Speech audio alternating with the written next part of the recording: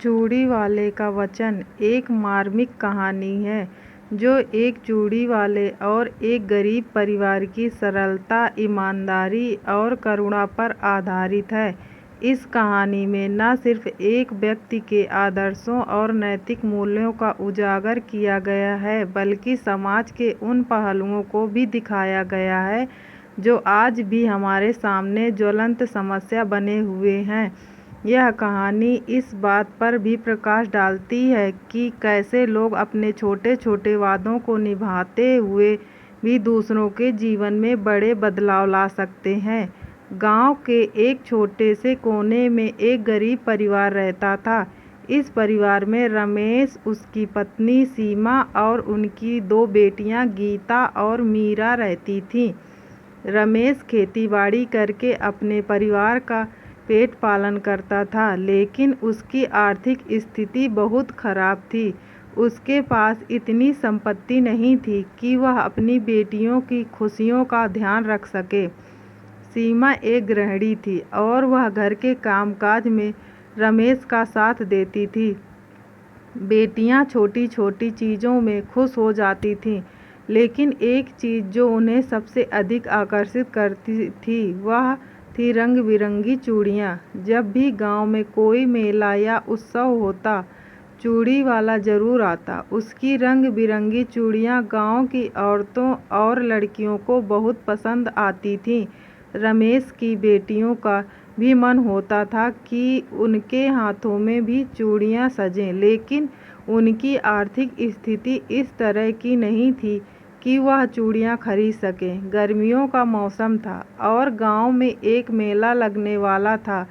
इस मेले में चूड़ी वाले का आना भी तय था। गीता और मीरा बहुत उत्साहित थीं और वे अपनी माँ से चूड़ियाँ दिलाने की जिद करने लगी। सीमा को भी अपनी बेटियों की इच्छा का एहसास था, लेकिन उसके पास इतने पैसे नहीं थे कि वह चूड़ियाँ खरीद सके।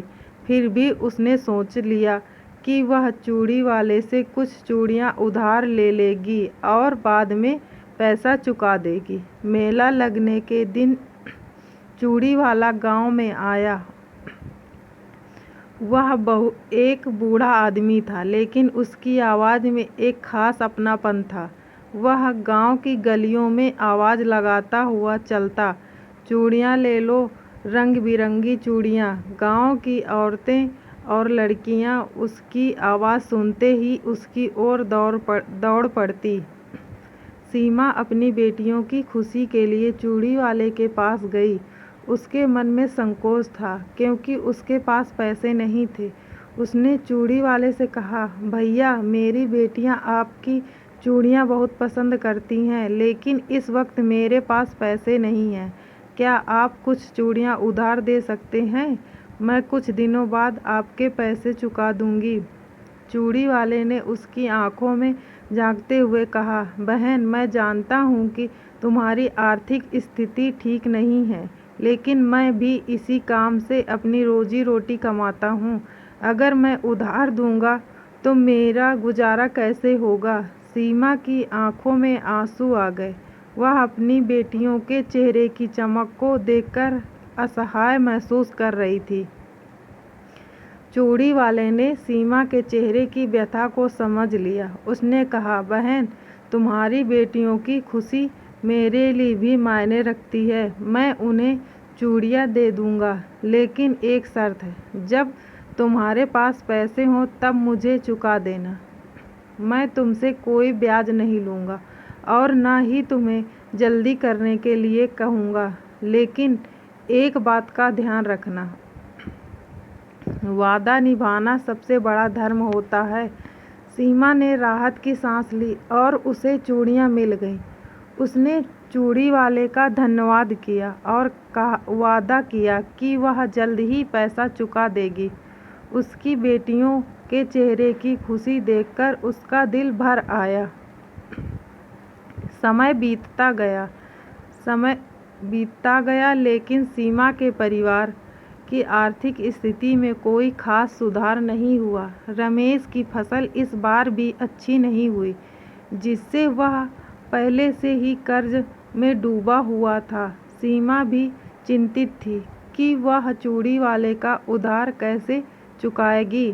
दिन रात वह इसी चिंता में डूबी रहती कि कहीं चूड़ी वाला फिर से आकर पैसे न मांग ले। इसी बीच गांव में एक और उत्सव आया और चूड़ी वाला फिर से गांव में आ गया। इस बार भी उसने अपनी वही पुरानी आवाज़ लगाई, चूड़ियाँ ले लो, रंग बिरंगी चूड़ियाँ।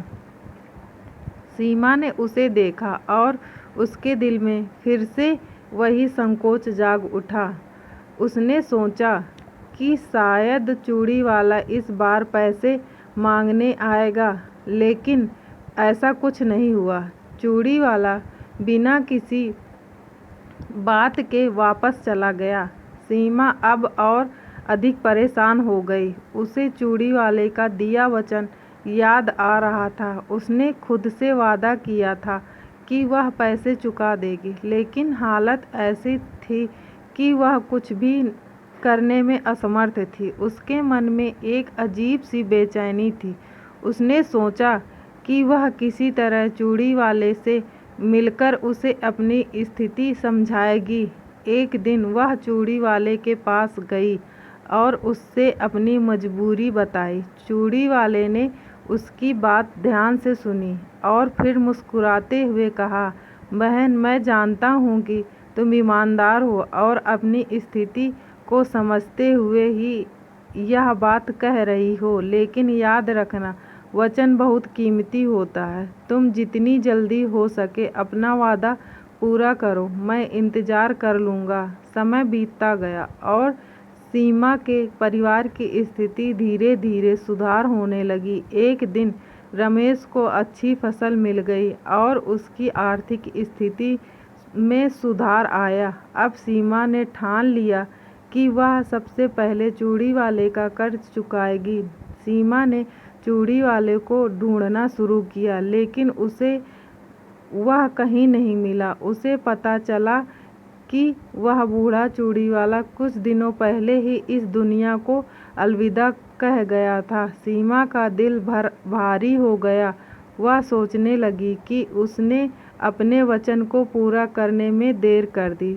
चूड़ी वाले का वचन कहानी हमें यह सिखाती है कि वादे और वचन का बहुत महत्व होता है। यह केवल शब्दों का आदान प्रदान नहीं है, बल्कि एक जिम्मेदारी है जिसे निभाना आवश्यक होता है। चूड़ी वाला अपनी ईमानदारी और सरलता के माध्यम से यह संदेश देता है कि किसी का विश्वास और वचन को निभाना सबसे बड़ा धर्म है। कहानी हमें यह सिखाती है कि हमें जीवन में कभी भी दूसरों की कठिनाइयों का मजाक नहीं बनना चाहिए और जितना हो सके एक दूसरे की मदद करनी चाहिए। चूड़ी वाले का वचन भले ही एक छोटे से व्यापारिक संबंध से जुड़ा हो, लेकिन उससे सीमा और उसके परिवार पर एक गहरा असर डाला जो आज भी लोगों के दिलों में छुपा हुआ है। यह कहानी समाज के उन आदर्शों और मूल्यों पर आधारित है जो आज की दुनिया में कहीं खोते जा रहे हैं।